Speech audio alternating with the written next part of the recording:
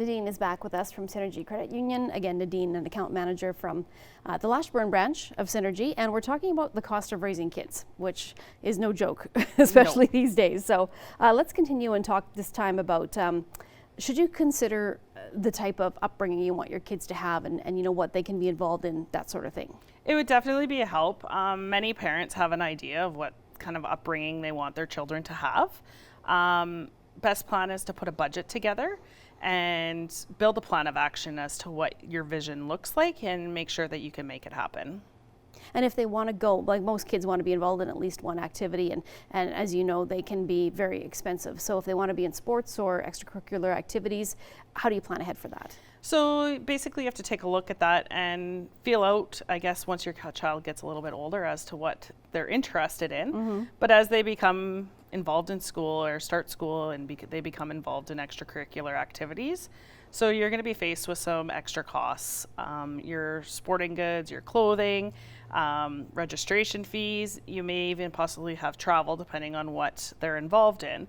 So you're also going to notice as they get older, your grocery bills get a little bit larger. So building a savings plan for these expenses will help you out so you can contribute to a savings plan throughout the year and set that in your budget and then withdraw from it as you need to. This will allow you not to feel the strain on your pocketbook for your other expenses.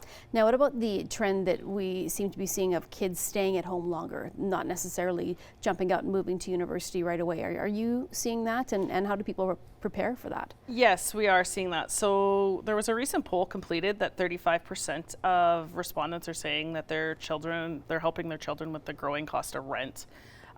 Similarly, a third of parents with children 18 years and younger indicated that they intend to help their children with rent. Right. The findings are coming from a study of affordability for minimum wage workers, saying that they need to work much longer hours and to afford a 2-bedroom apartment. Rent is extremely expensive. We know parents are helping their kids. Yeah.